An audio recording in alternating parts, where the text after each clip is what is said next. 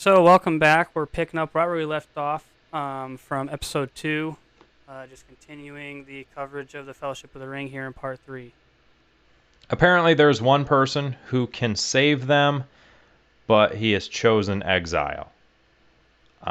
We just kind of get that blurb there. But then we cut to Strider. He is in a room with the painting and the broken sword we saw in The Hobbit. We did see that setting in the movies. Yeah. And And he's just chilling. with He's this, reading. too, where it cuts to Strider, it's definitely implied that that's who Gandalf is talking about. Yeah, for sure. Like, and I'll say this as just a kind of a cover-all for all of the Lord of the Rings films. Nothing done in these films, even the smallest act, the smallest movement, is done unintentionally. Yeah. And that's one of the beautiful things that I find in these films. It's like every single scene, every single small thing that happens in the background or in the forefront, regardless of what it is there for a very specific reason. None of it's done just to do it. Yeah. So definitely keep that in mind as we go through these. And if you decide to just watch the films themselves, like it all has a reason behind it. Even something as simple as, and again, it's not a spoiler. So in the second movie, at one point, Gimli's having a drink while some people are talking. Like even something as simple as that, where like if you don't think about it, it has no significance to it. It has significance. Like it's not important to the plot line by any means, but there's significance to it. Like it's not just done just to do it. Yeah. I see. But anyway, in comes the man that rode into Rivendell not too long ago, Ned Stark, as you had pointed out. Indeed. But they talk. Strider says he is a friend to Gandalf the Grey, and the man replies that they are friends then. He approaches the shards of Narsil, which is the blade that cut the ring from Sauron's hand. And so, real quick, Yes. he does mention too, as they kind of introduce themselves. You did it again! He does. I know. I pointed it out. I figured it I out. find importance in it. You find a importance in saying his name? And saying whose name? Strider. Did I really do it again? Yeah, you did. I didn't know if you had pointed, if you had realized it. That's funny. Because I did that and you're like, yeah, but it's important, and I'm like, I don't think you're on the same page as me. No, I didn't realize I said his name again. Gosh dang. I'm about to just say his name and just be like, hey, this is his name, because I'm tired of messing this up. But I understand the same way, because in writing my notes, I had to change so much. But soon enough, like literally, I want to say within the next couple of minutes, we figure it out. Okay. And so we're getting very close to knowing his name, and then it's not an issue anymore, and I'm so relieved, because then at the same time we learn the other guy's name in this scene, and just everybody is introduced, and I'm happy because I can refer to them as what I know them as. Yeah. Anyways, so yes. As Strider and this other man are their talk is started, right? Yeah. Obviously Strider knows where he's from, because Strider does say, all men from the south are welcomed here. And for a mental map, right? You have Isengard. Try and picture the as best as I could give you a mental map of where Isengard is, at the very bottom of that mountain that Rivendell is along the side of. You go further south from Isengard, you hit another mountain range going west and east. You go on that mountain range, and it's not too much of a gap between the two mountain ranges. So I don't know the really rough mileage or anything like that, but you go east of that mountain range, you run into Minas Tirith, which we've seen a very brief kind of like far shot of Minas Tirith already. But just so everybody knows, that's where he is from, and that will get verified not too much longer here in the movie. But and because it is a significant ways south, like you're talking again like hundreds of miles south. but and because I want to specify that because when Strider says men of the South are welcomed here, Mm-hmm.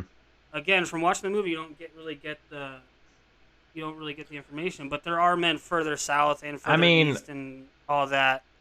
I, For clarification, for those that have seen the movies already or read the books, like this guy is not one of those people way for this. Like he's from Gondor. yeah, I Oh, always big spoiler. and I appreciate. You see, sometimes it's kind of like you backtrack a lot and are like, now hold on here, and I feel that you know often sometimes I can be like, God bless America, Evan, and greet it with negativity. But I really appreciate that you've gone through this because this whole time I thought he was just talking about like Arkansas, you know. Men of the South are welcome here, and then you just hear some guy come in just, and all that crap.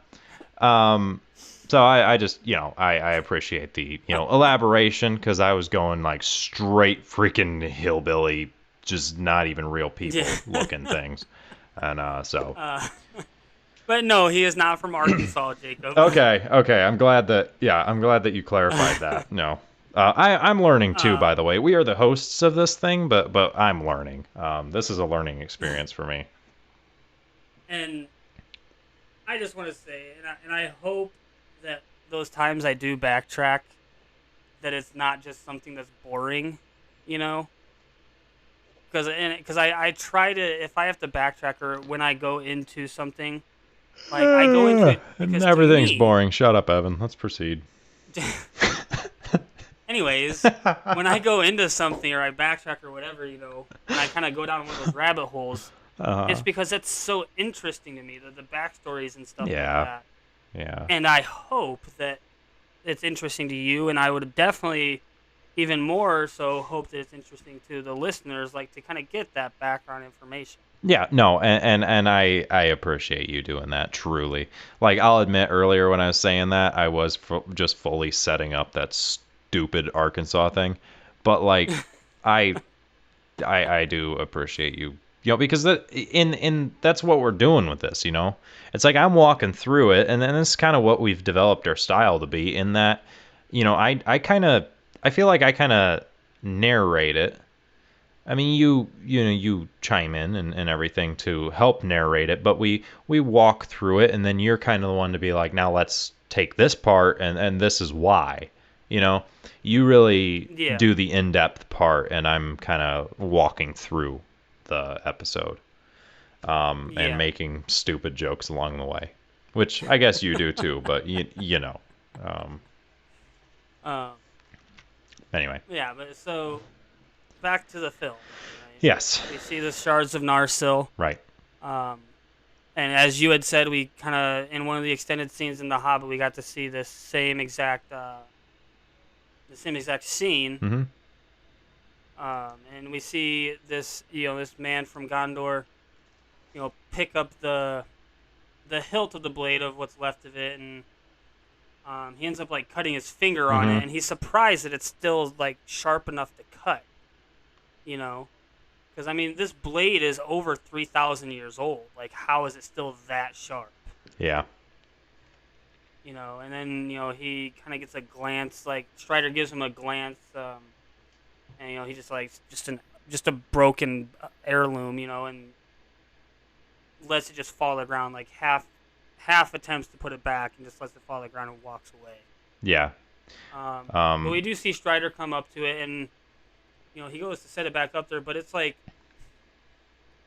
he puts it back up there not just to put it, like the respect that you see him do it in, or like the carefulness at which he returns it to where it's supposed to be. Yeah, he puts it back like precise. Like he wants to make sure it's put back right. Like to the point where like it means something to him. Yeah. It's not just a broken blade. Like it has significance to him. It symbolizes something to him. Yes. So then Arwen comes in, tells Strider that he shouldn't fear the past. Though he is Isildur's heir, he is not bound to the same fate. So we kind of get a little more of his backstory. Yeah, and this is like kind of the confirming, the solidifying, yes. Like this is who Gandalf was talking. Right. And he replies with a comment on basically the same blood and weakness flows through his veins. Arwen says he will eventually face the same evil but will overcome it. And then we cut to this garden scene that is for sure an extended scene between Strider and Arwen. Is this like a flashback showing their past? This is not an extended scene. It's not an extended scene? No. It's very odd. Like kind of And this is not a flashback either. Okay, it isn't. Well, this is in time. It's not a flashback. It's not a memory. Okay. And it's part of the theatric version. Interesting. It definitely seems like an extended scene, though, doesn't it? Just with the kind of how it comes about, how it is. But I guess it's not. Yeah. So in this also, we get this, kind of there's this romantic thing between them. She is choosing to give up, if I'm not mistaken, she's choosing to give up immortality to live with him because she says that she would rather spend one lifetime with him than all the ages alone. She gives him this necklace. So there's a little bit of backstory with. Okay, it's not backstory, but speaking of actually backstory, is she the one? That doesn't make any sense. Okay, so I guess it just must be a similar situation that he was singing about earlier, right? Because what's happening right now has not happened yet, but this is the same thing that's going on, kind of. Correct. Yeah. Okay. And that's a good actually connection to make. I never really pieced those together myself. So, for those that have not picked up on it yet, Arwen is Elrond's daughter. Okay. And Elrond, his parents, one was an elf and one was a human. So Elrond is half human, but he still has that immortal side because he's half elf. He still has that immortality to him. Right. And so Arwen herself is, because Elrond's wife was an elf. So therefore Arwen is 1/4 human, 3/4 elf. So since they have that human side to their lineage, she can then choose if she wants to be immortal or not. Interesting. It's more of it's really hard to like describe, but like she does have that choice. How she goes about making that and how she solidifies it, I'm not sure. But she does have that choice, and part of that comes with the necklace that she gave to Strider just here in the scene. Yeah. Because she is Arwen, she's known as like the even star, kind of reference to a specific star up in the sky. And as we heard back in the hobby, like the elves like to walk in starlight and all that kind of stuff. Mm-hmm. And so like through this necklace and whatnot, it's kind of like her life force, her choice of mortality or immortality, a lot of that type of stuff with this necklace. It's like in Lord of the Rings and Middle Earth and whatnot, a lot of magic and stuff like that comes in the forms of items more so than just someone being able to do magic. Like Gandalf has to use his staff. Mm-hmm. You have like the one ring that has magic imbued into it, which is how it gave Sauron all of his power, and how when Frodo puts it on, he turns invisible. Yeah. With the rings given to the men, the elves and the dwarves, all of that, there's magic imbued into those rings. Necklaces have magic imbued into them. It's not just like Alakazam, magic out of the palm of my hand. It's like you have to have some sort of catalyst or some sort of, inanimate object to focus said magic. And so this necklace is definitely one of those forged by the elves that does that, and that's how she kind of has that choice of whether she wants to be immortal or not. Yeah, but she does choose mortal life, gives it, the necklace, and her heart to Strider and kisses him. Yeah, and with that, that's weird. And I know you don't know why, but this is why. They're actually related. Sweet home Alabama. Why? How, I guess? Elrond's parents. Yeah, one of them was human. The mortal one, the one that was man, is one of his ancestors. Huh. So, Arwen is like great, however many greats, aunt. Oh, that's so distant though. Like, but they are related. I guess, that's yeah. what I was but, but well, because I mean, like Elrond has been alive for how many years now? We don't at a minimum 3,000. Sweet home Rivendell. So like the dilution or whatever the word is, like how much relation really has to Arwen is like so minuscule it might as well not even be there. Yeah, like really. I mean, it is there, dude. Like, it would be a stretch if one of their kids actually had droopy eyes or something. Like, it's not like anything really is probably gonna happen. No, but I mean, like, my thing is like, it's so insignificant. Like the relation that they have to each other, like familial relation, is so insignificant. It might as well not be there. But to me, it's just the fact that it's there. No. Oh, man. Sweet home. Bet you weren't expecting that one, were you? Man, I see. Well, either way. So, yeah, that happens. We cut to the next day. Elrond is addressing, the council that is all these people that have come. Kind of explains what's going on. Frodo presents the ring. The man from earlier approaches the ring, speaking of a dream that he's had. Elrond gets his attention by calling him, by his name, and we get introduced as his name, which is Boromir. So that's... Yeah, and... Yeah, and finally I can call him this, so I'm pretty happy there. And we're just getting into where we can finally stop with the messing up names and stuff. Yeah. So finally. And so with Boromir here talking about this dream that he had, right? Yeah. In Middle-earth, in this universe, a lot of stock is put into dreams. Okay. So like with him having this dream, it's almost to the people of this world, it's like almost like he might be prophesizing something. Like something is coming to him, whether it be through divine intervention or what have you. Mm-hmm. Right? Like to these people and whatnot, like dreams are very significant. And so like in the second film, it's a different character that has a dream and goes into it. Like dreams are very meaningful in this universe. Like us sitting here, like we wake up like, man, that was a crappy dream. That really sucked. Yeah, mine. Oh, well, it's just a dream. To these guys, it's like, I had a dream of impending doom. Yeah. We need to prepare.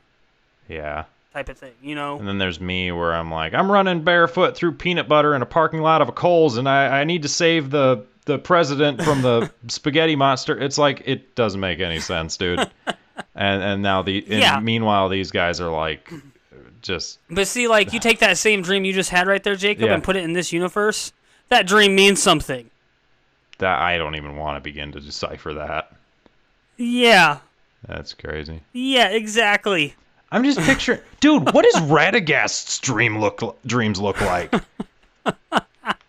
I can't even imagine, dude. Well, anyway. So, so Boromir, whatever. Things grow dark, and the black speech is echoed as Gandalf kind of like... He, like, echoes it, says something, magic. I don't exactly know what's going on.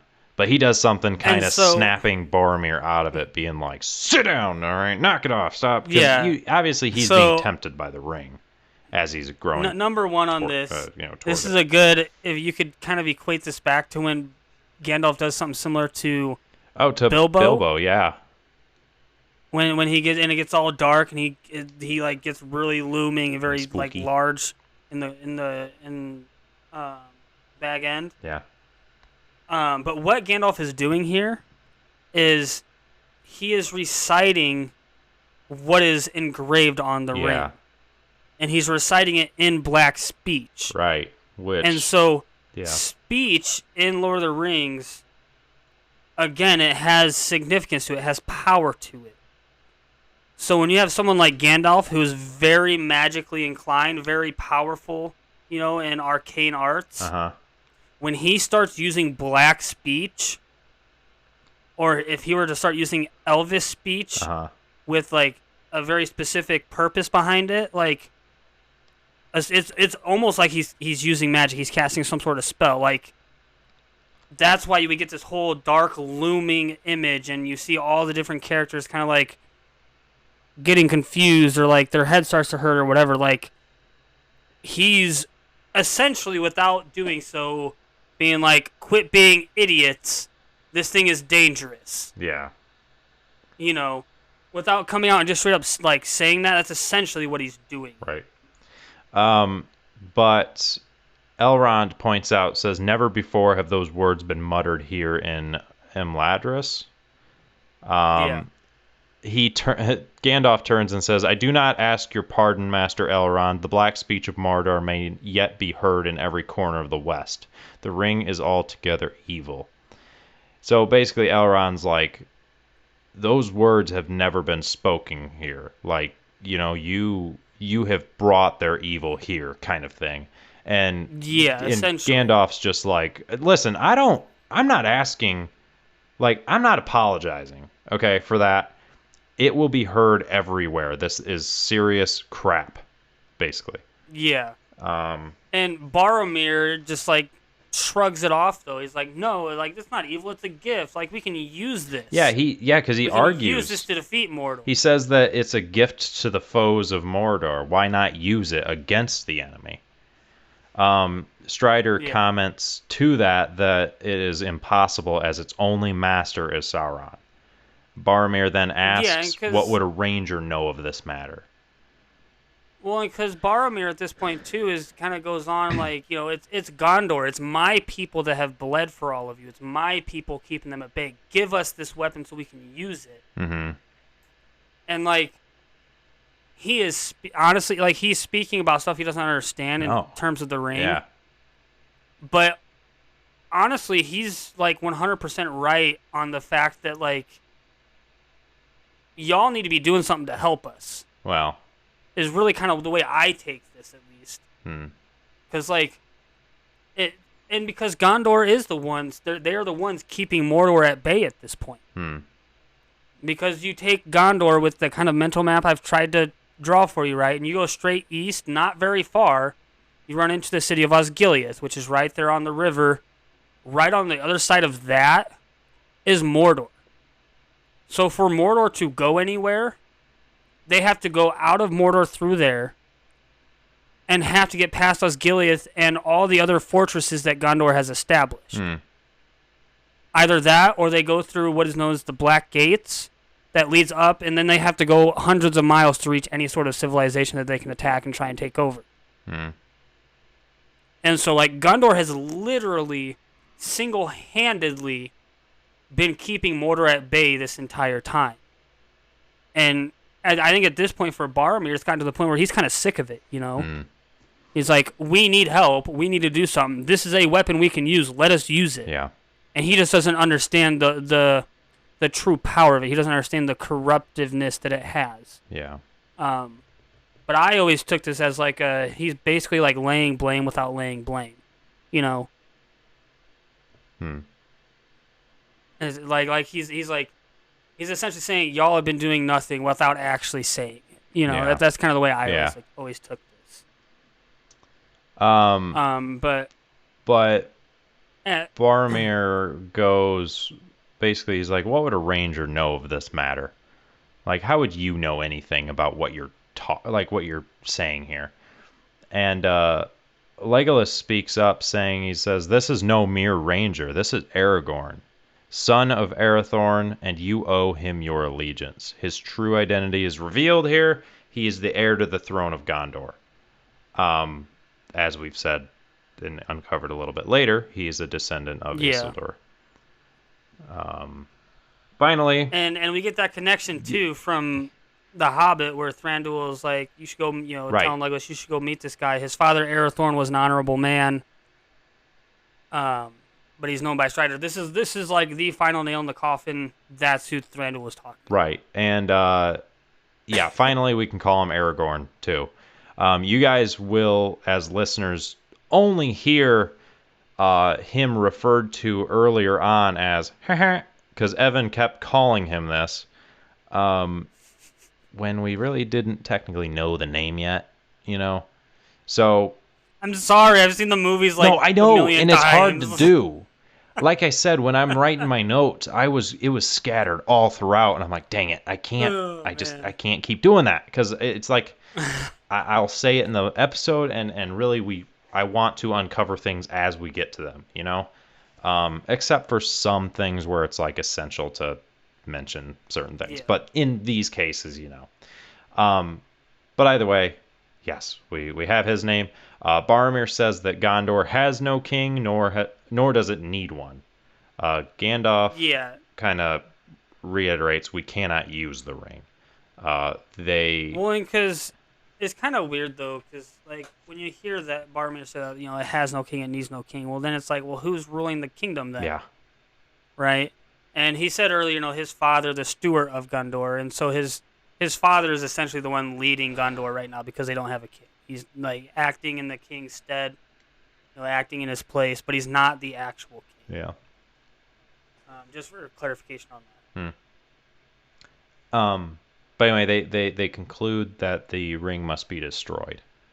The dwarf then screams, "What are we waiting for?" And he runs up to it with his, I think, axe. He waddles up to it with one of his axes and goes to hit it, He and it literally shatters the entire blade of the uh-huh. axe, with the ring being completely undamaged, Yeah. and it throws this dwarf back onto the ground too. Yeah, it just like creates like the shock wave of like Yeah, yeah. and we do get this image too. It's a quick flash of the eye Right. as well, and we see Frodo kind of like put his head in one of his hands, like almost like he felt it. Yeah. Like he felt that blow himself, Mhm. kind of like things like just reiterating how much of an effect this ring is already having on Yeah. But Elrond addresses the dwarf as Gimli, son of Gloin, which we have already determined. You said it's easy enough to infer earlier on when we saw Gloin, but regardless, we've got that. We did refer to him like we've heard references to him in The Hobbit and all that. By any craft they possess. I don't know why I wrote that part. Never mind about that one. it can't be destroyed by anything that they Oh yeah, possess okay. thereof. Yep, that makes sense now. Anything, Yeah. any tool that they have, any So weapon essentially, cannot like, destroy it. essentially, Elrond says this. It has to be thrown back into Mount Doom. Right. It's the only place that will destroy it. So essentially, and what a lot of people don't pick up on here is, it doesn't matter if they take it to a different volcano. It doesn't matter if they have a dragon breathe fire on it. It doesn't matter if they throw it down into the deepest part of the ocean and try and have the pressure just destroy it. It won't get destroyed unless it's in that specific volcano Yeah.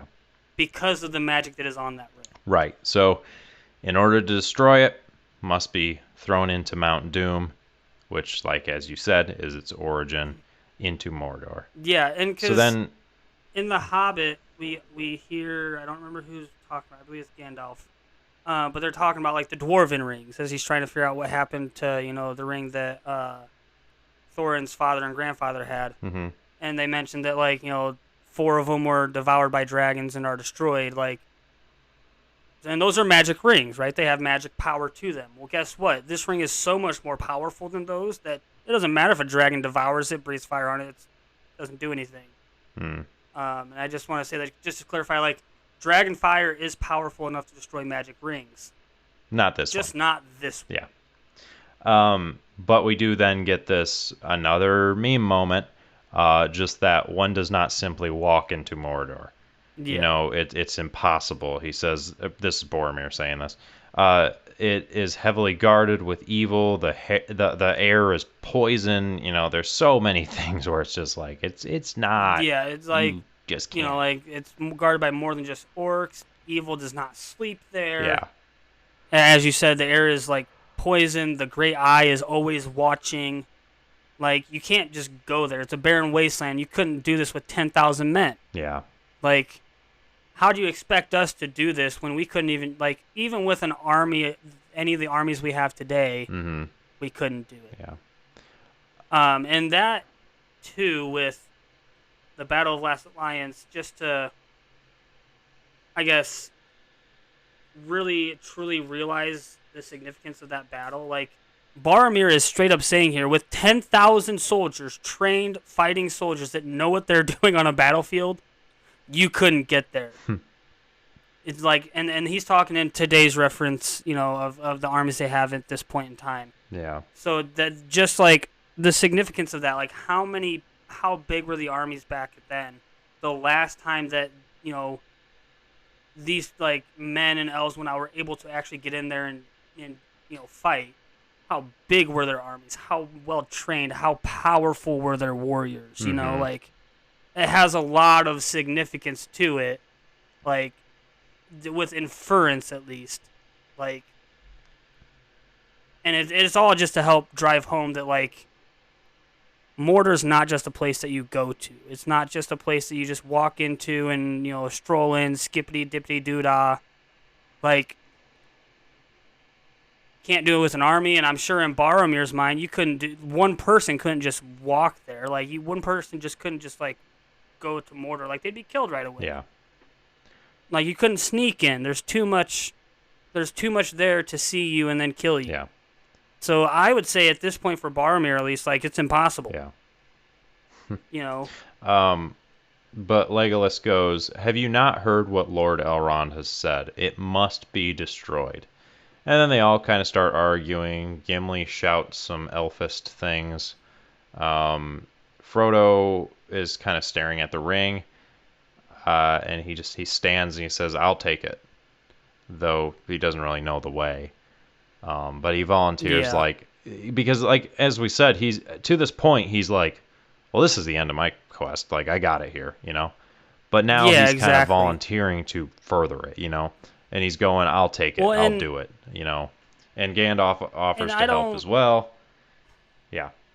I don't know really what is going through Frodo's mind at this point, because we get some scenes of him, like, he's staring at the ring. With the subtitles and whatnot, like, he's hearing the black speech of Mordor. Yeah. He's got all these, all these people arguing with each other, insulting each other, saying God only knows what. And actually, and I think this is where you're kind of leaning with it. The more I think about it, after I said that, and kind of my thoughts on his reasoning, it kind of does raise the question on, is it just his unwillingness to separate from it? Yeah, like that's essentially where I was going, too. Yeah. Like, it's like, how much of this is really him coming to a decision, and how much of this is the ring playing with his mind? Right. Yeah. Because, like, Frodo's had it for 17 years now. Yeah. Right? Yeah.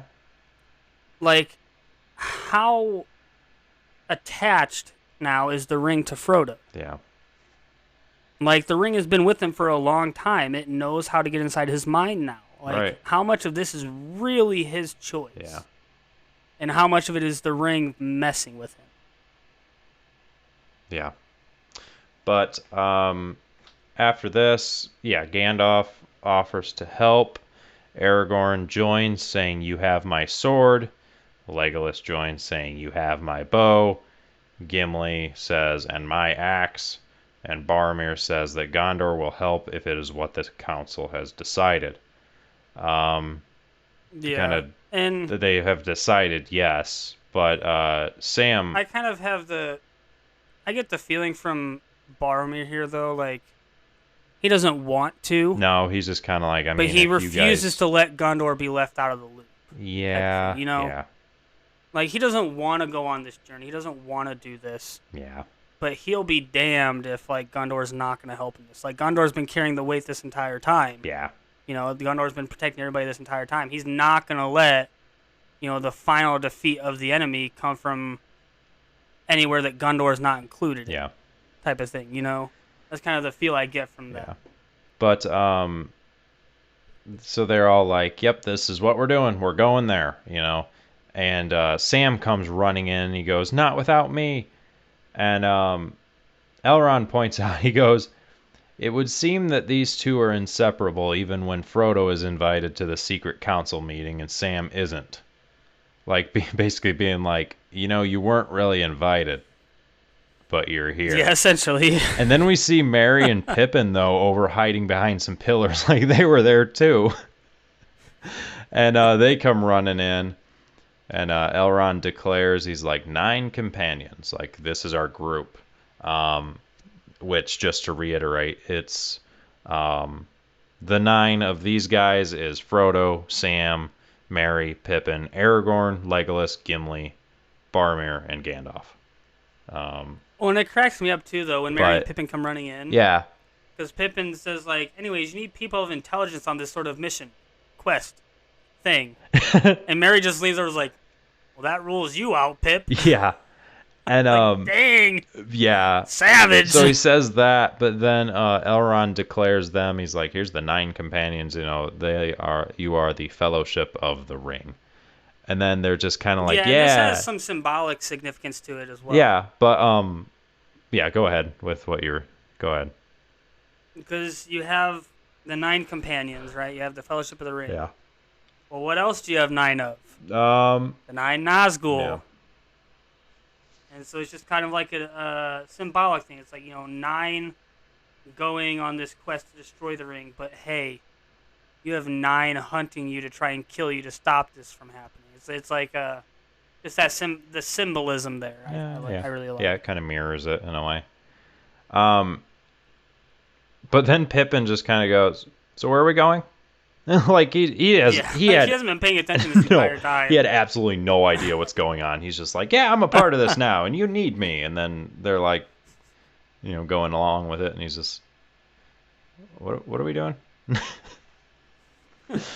We're raiding the pantry, right? That's what we're doing? Yeah. But we then cut to Aragorn, and he is cleaning off kind of like a shrine of some kind. Yeah, and so this right here is extended. Okay. And this is actually a shrine. I'm not sure if it's actually like the grave of his mother. But it's kind of like a shrine, potentially the grave of his mother. Gotcha. And we hear Elrond talking in Elvish. That she wanted to protect her child, and she thought, speaking to Aragorn, she thought that you would be safe in Rivendell, so she brought you here.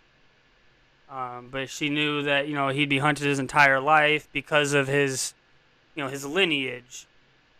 And this is where Elrond, tells him that the elves can reforge Narsil. We can reforge the sword of the king. And we hear Aragorn saying he doesn't want that power, he doesn't want that responsibility. Yeah. But Elrond just reinforces you're the only one left that can take it. Yeah. There's no one else of your bloodline to step up and become the king of Gondor. There's no one to take up that mantle. Right. It has to be you, or it's gonna be nobody. Yeah. But yeah, and he just, like you said, he doesn't want it though. We cut to Bilbo, who is giving Frodo his old sword, Sting. We remember that one. He explains it a little bit. He then gives him Mithril 2, that like ultra light chainmail stuff, Yeah, they're the same thing that we saw Thorin gift to Bilbo. Right. Back in the Hobbit. Yeah. Bilbo sees the ring though on Frodo and asks to hold it again. And Frodo just kind of hides it, kind of like, you're acting kind of weird, buddy, And then Bilbo lunges forward a little bit and hisses at him with a distorted evil face, and then backs up and apologizes. And he's just like, man, I'm sorry that I've brought this upon you, this evil, and Yeah, and I mean, like, apologizes for the burden and everything, and just kind of cries. yeah, and I mean, like, Bilbo had the ring for 60 Yeah, years, you know, like, over all that time, how much did the ring mess with his head? obviously You quite a know, bit. Frodo's had it for 17, and I would say it's messed with Frodo's head a lot already. Like, how much did it really mess with Bilbo over those 60 years of having it? Yeah, You know, and so him seeing it again, I'm sure brought back all of that, whatever you want to call it. I don't even know what to refer to it as, but like all of whatever that is, you know, and really makes him want it again, as we see, and it like really distorts his features as he tries to get yeah. it. But yeah, and then the Fellowship departs from Rivendell. Frodo leads them. Kind of as they walk out, he whispers as they're kind of going. Gandalf is right behind him, and he whispers for directions. He's like, "Wait, which way is this place?" You know, and Gandalf just kind of like whispers Yeah, back to like make it so it's not known that he doesn't know where he's going, but he helps him out. yeah, We see that Aragorn gives a look of goodbye to Arwen, just kind of like, "Bye, babe." Um, yeah. they set out, And one and thing I want to specify too that Elrond yeah, says, um, and again, it's not very significant, but I like it. Um, you know, he does specify to the Fellowship there that like we are not like no one has sworn an oath to do this. No one has made a pledge to do this. Like this is 100% your choice every step of the mm, way. Like none of you are to go any further than you want to. yeah, yeah, Like, yes, you told Frodo, like, Aragorn, like, you have my sword, Legolas, my bow, give me my axe. Like, yes, you said that. But if you get halfway through your adventure and you want to stop, no one's going to hold it against you. That is 100% your choice. You are not honor bound whatsoever to do this. And, like, he makes that very clear, which I think is kind of cool. yeah. Um, so right now, And we get yeah, some. Sorry, we get some scenes or flashes, like, as they're traveling across different terrains and stuff. yeah. But really quick Um, before we do continue, we're at 2 hours into this. yeah, I saw And that. I know that and we're gonna reach the the ending point that we set, that 2 hours and 5 minutes for the thing, for this episode. So we're just gonna push on. But since it's a longer episode, I know that we don't have multiple types of ads, but I think maybe we'll do another ad break, another sponsor thing in here. So there'll be two for this episode. I want to break it up by basically every hour. There's one in between and kind of that way, but I'm gonna do one more here. Anyway, returning. So we have several kind of like short scenes here. We just kind of see the Fellowship traveling. Yeah, Um, and one of the scenes though, we see them passing by some ruins. yeah, Um, and again, in the film, it's not significant, but lore-wise, um, these ruins that we see here actually belong to an ancient elven kingdom. yeah. Um, and I don't remember if I mentioned it or not, but with the One Ring being forged, when Sauron forged the One Ring, he actually had help from the elves, or from a specific elf, who was the ruler of these ruins that we're seeing now. Um, and that ruler, had been tricked by Sauron and helped Sauron forge the One Ring and Right. all of that. But these are the ruins of the elf Celebrimbor. Long, hard to say name. Um,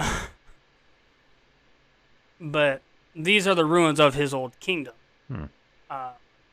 And we just kind of see it in passing here in the movie, but it does have. It's like I said, every single thing in these films has significance behind them. Yeah. And like this is one of them that has a lot of significance behind it. Like this is the kingdom that helped Sauron forge the One Ring. Mm-hmm. This is the kingdom that literally helps Sauron get all of this power. You know, I see. Well, but it's not specified in the film. yeah. But it does go past that short little clip, and as I said, we see the Fellowship going across different terrain, some Right. mountainy, some plains and whatnot. Yeah, and we come up to a spot that they're just kind of chilling and camping out for a bit. Yeah, and we see Gandalf's kind of talking about their path. Mm-hmm. And he does say, it's 40 days along the Misty Mountains, which is the mountain range they're alongside by the whatever. And also, the Misty Mountains is the same mountain range that Goblin Town that we saw in The Hobbit. Goblin Town is located in the Misty Mountains. Right. So it's that same mountain range. Yeah. But they want to go down that mountain range 40 days, and hopefully the Gap of Rohan is still open. They can still go through that way. And the Gap of Rohan is the chunk of land that sits just south of Isengard. Hmm. And so Isengard has like the location itself, and then there's territory that comes along with that location, like lands outside of Saruman's his fortress, really. Hmm. And then you have the Kingdom of Rohan that the whole Gap belongs to, and they have this very large kingdom and settlements and all that kind of stuff. Yeah. And we'll see more of Rohan in the second film. Okay. For those that are curious on that, and that's actually the same area that we'll see in the War of the Rohirrim movie whenever that comes out. Hmm. Same chunk of land that Gandalf is hoping that they'll be able to go through on their journey here. Yeah. But just because I really want to get done with this because I'm tired, we we see this scene where they are, they're kind of camping out for a bit. We see that Boromir is teaching Merry and Pippin how to fight a little bit with swords. Gimli is suggesting that they cut through the mines of Moria, to which Gandalf says in no way would he do that unless they had no other choice. Yeah, and Gimli even says, his cousin Balin would give them a royal welcome. So at this point, we can assume that Balin has, since the events of The Hobbit, gone back to Moria and retaken it, and there is now a dwarven kingdom there. Hmm. And as you said, Gandalf says, he's not going there unless they literally don't have any other options. That is the last place he wants to go. Right.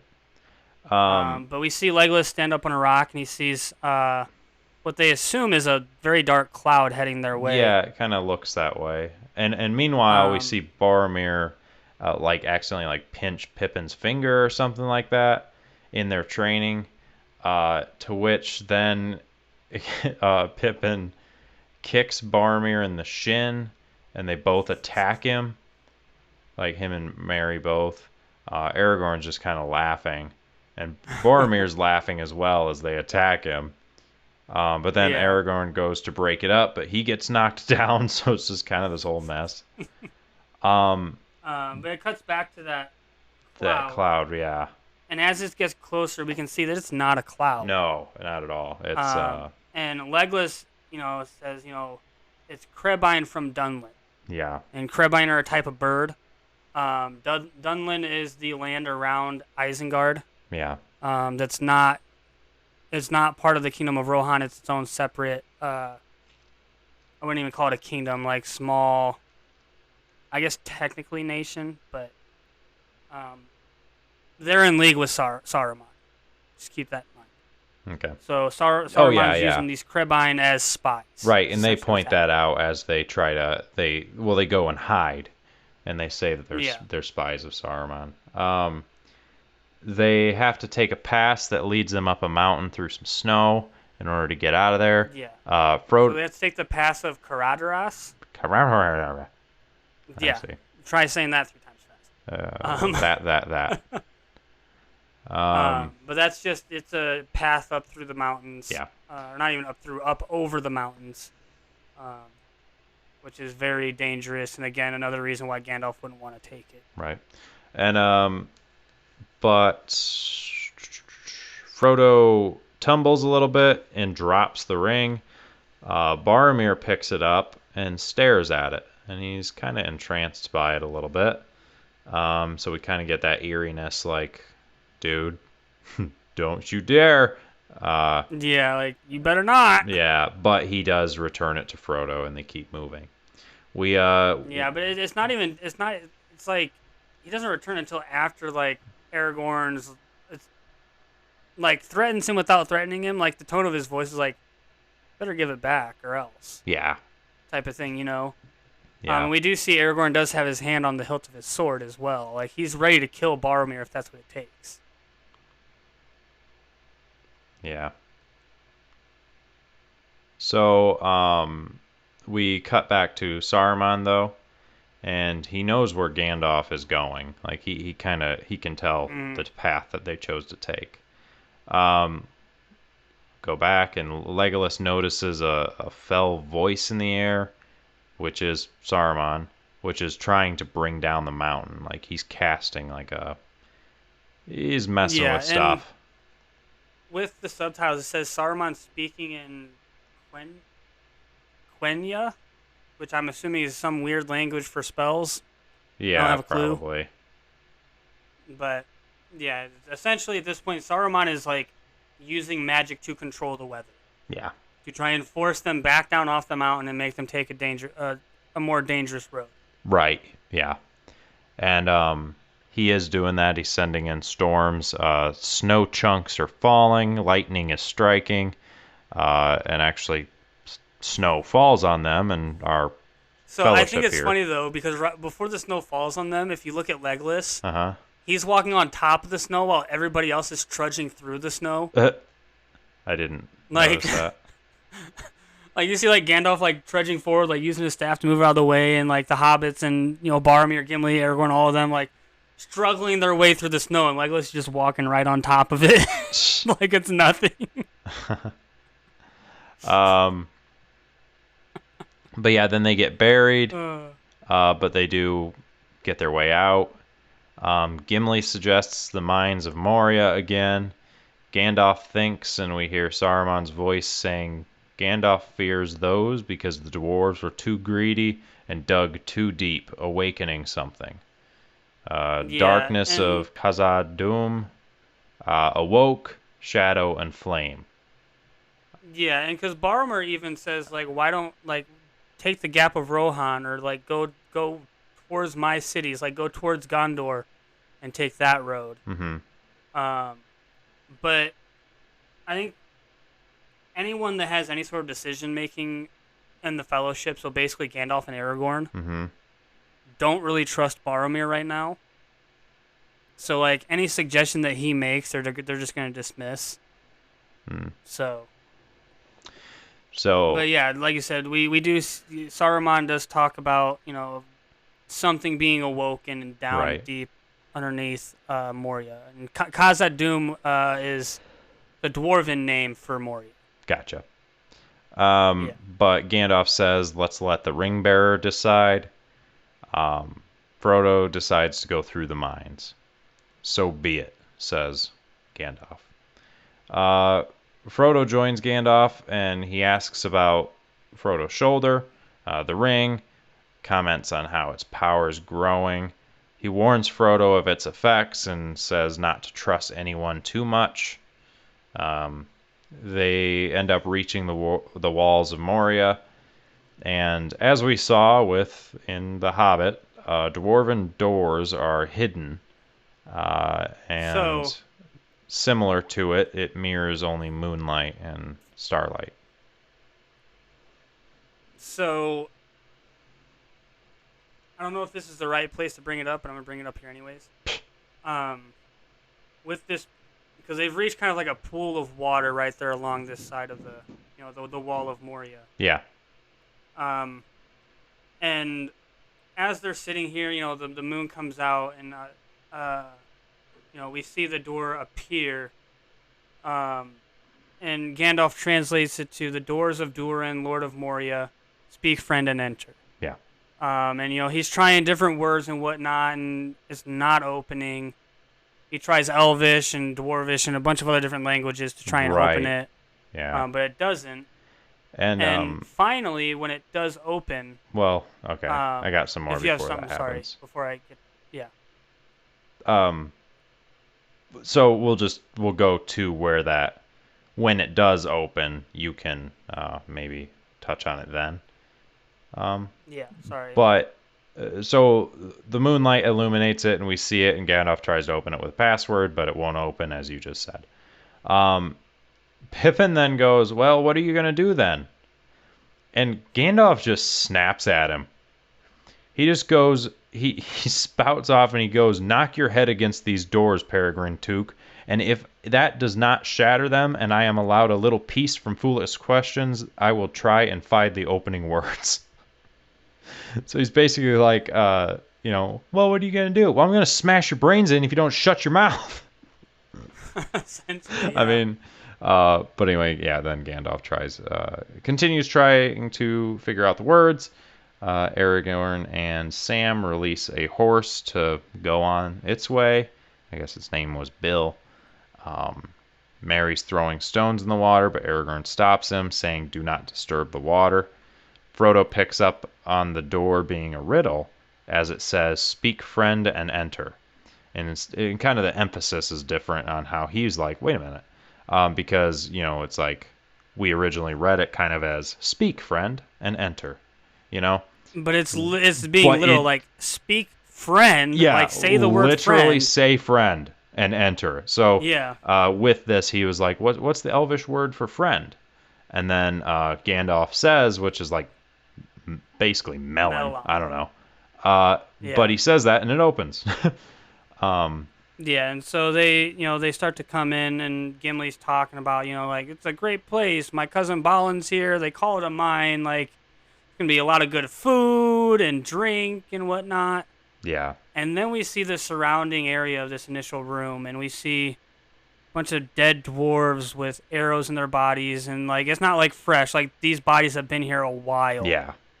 Like, it didn't go well Legolas when they got pulls there. one of the arrows out and says, goblins. And they all get ready for some sort of fight.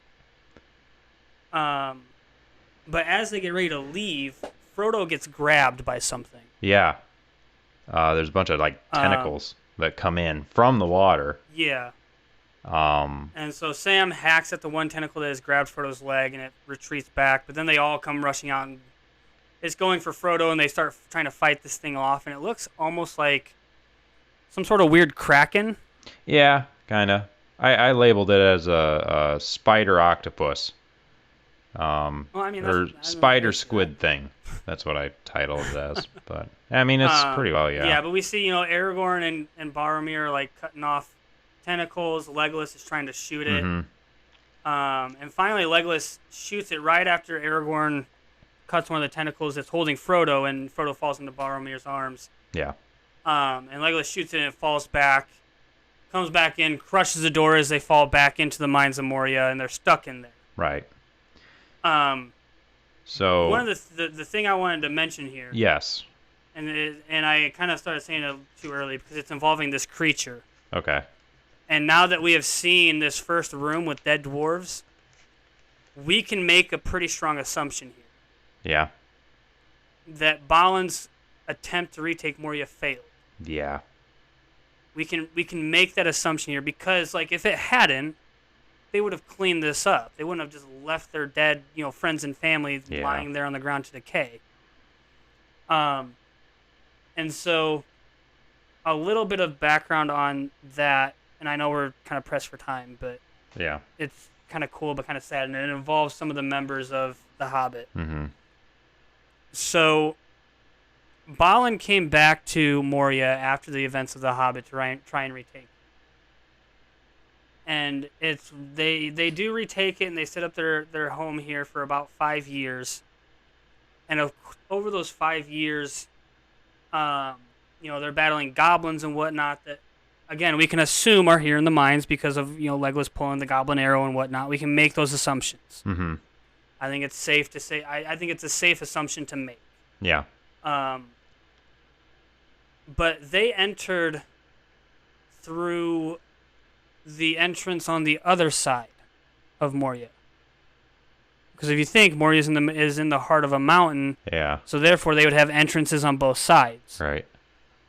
The dwarves entered from a different entrance than these guys have entered. So at some point, Balin with drawing his blank on his name, but the youngest dwarf in the company, they come through here and they come to this entrance and they're standing out by that lake. And I'm drawing a blank. I think the lake's called like a mere, like Mirror,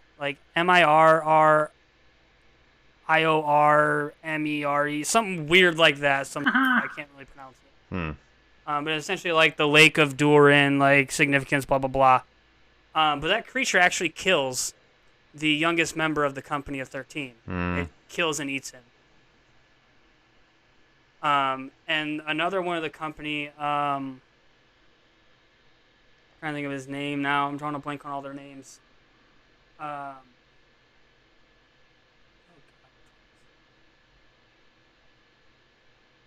can't think of his name now. I'll try and point it out for the next episode. But another one of them, while they're out there, gets shot by an orc and dies. So here at Moria, in that area specifically, right there along that lake, 2 of the company of 13 die there. So at this point, from what we've seen visually, 5 members of the original 13 are dead. Yeah, because those 2 and, well... Thorin, Feely, and yeah, them. And I guess technically Balin probably, right? But it's not necessarily confirmed. That's an assumption we can make, yeah. So there's 6 of them. I would say, from what we've seen so far, that is a safe assumption. Yeah. Because, obviously, as I mentioned, we see these dwarven corpses laying here all decayed and whatnot. As I kind of said, like, we've already lost 2 of them right out there, 1 to that creature and then 1 to an orc arrow. And I will say this. Balin gets injured out there when those events happen, when the one gets eaten and the one gets shot. Balin gets hit by an arrow as well, but that does not kill him. Okay. And where do we hear about this stuff? Like, how is where's this discovered? So there's a book that kind of outlines this stuff, and I'll say this without giving too much away. At a certain point on their trip through Moria, they find a book that Gandalf starts reading the last couple pages of. And that book is essentially the history of Balin's rule over Moria. So, like, essentially the events of the company that came to try and retake Moria. And a book was released that kind of... It's essentially the book was written to be that book. Gotcha. That Gandalf picks up and starts reading from. It's kind of like the Hobbit book is supposed to be like the book that Bilbo wrote. Right. Type of thing. Yeah, okay. Even though that it's kind of out of order there, but yeah. I mean, I get what you're saying. And so in that book that kind of outlines this information, like, there are a lot of questions once you finish it. And again, because I think it's a safe assumption to make, this group of dwarves that Balin took here fail. Yeah. I think it's a safe assumption to make. Yeah. I would say so. And so that book, the way it ends off, leaves it extremely open-ended. It doesn't kind of close things up nice and neat and be like, this is what finally happened. Like, it doesn't leave you with a nice, tied in a bow ending. It leaves it open-ended because it's from the perspective of the dwarves that lived there. Right. It's not from a third-person perspective where, like, okay, they fought off the goblins and they all lived happily ever after, or, hey, they all got slaughtered and now the goblins have Moria again. Yeah. It doesn't specify that anywhere. Right. Well, yeah. But that's where you get kind of the information about Gotcha. Okay. Those 2 dying. Gotcha. But just returning to the episode, or the movie, just our last, like, I literally have 2 lines of notes left, and that is that they are closed in, they retreat into the mines and have to push through. There's only one option through, and it is a 4-day journey to the other side, and they just hope that their presence goes unnoticed. And that's where I have My notes ending, that's at 2 hours and 5 minutes in. And that's where we're ending this episode. Yeah, We and went that very last scene long. though too. Yes. Before we get into our post episode stuff, sorry. Yeah. The last scene of this episode too, where we're ending it, kind of pans out, give us a wide shot of the Fellowship starting to come into Moria, and it all looks dusty and abandoned, and not kept in any way, shape, or form. Like it looks like no one has been here for years. And I would just say that again, just kind of like reinforcing the assumption that Balin's company failed. Yeah. Because at this point where we are stopping for this episode, I would say that that is the assumption as of this moment. That company had failed. They're not here or they're dead. Yeah.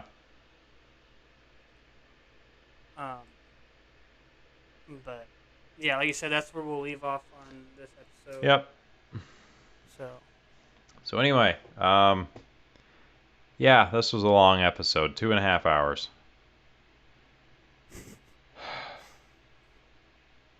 I'm tired. Are you sure you don't want to break this episode up into 2 episodes? You know what? I'm contemplating it, dude.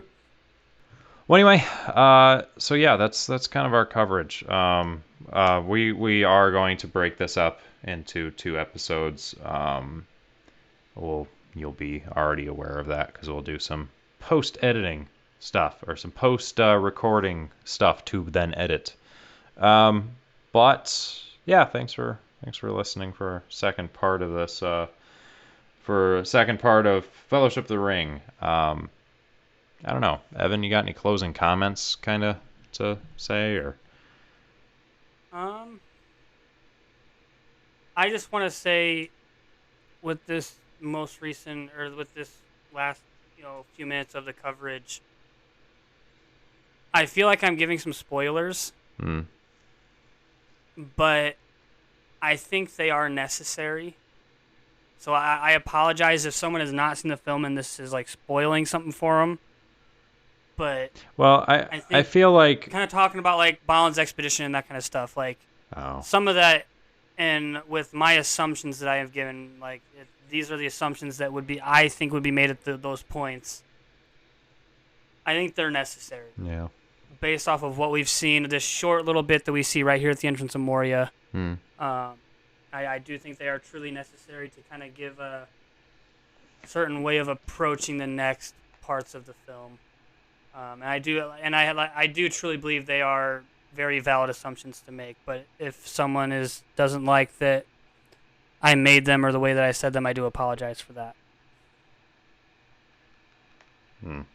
Yeah, I don't know. I think that they're more so like supporting kind of details and stuff that, though, maybe they're a bit spoilers. It's like, I don't know. It's not too bad. But who knows what other people see it as. But yeah, so I don't know. Yeah, that was only my kind of closing. Yeah, sure. And I don't have anything. I guess this will cover our next 2 weeks. It's kind of nice, I guess, to be ahead by a little bit unintentionally. But yeah, other than that, check out the Discord, email, Instagram, TikTok. Get in contact with all of us. With us via all those methods or one of them. Check out the YouTube stuff and all that. Links in the description. Once again, check out that T-shirt I mentioned. I thought that was really funny and would really like to see that guy get some support through it. But yeah, I suppose peace out. Our goals. Meh. Our goals are the same as. Meh. All right, fine. Yes. Yes, our goals are the same. Every 1,000 downloads is a blooper reel. We're working at our 5th now. So just keep those downloads coming. Get towards that. We've got a good ways to go because we just recently did the 4th one, but still. And other than that, Evan, what number did we decide on as far as we are going to change the amount of Apple reviews that are required in order to do a live stream? What do you? What were we thinking? I think we settled right around like, I don't know. We'll get back to you guys on that. That's something we'll discuss a little So more. I can edit this part out if you're not okay with it, but weren't we talking maybe like 25? Yeah, like 25 for the first one. Are you? And then maybe depending on how that goes, we can up it or yeah, whatever, sure. keep it the same. But are you good with with doing 25? Yeah, okay. 25 is fine. So yes, 25 Apple reviews in order to get a live stream. We're shooting for that. So please leave a review, give your input, rate us, review us, all that. When we reach 25 reviews, we will do a live coverage.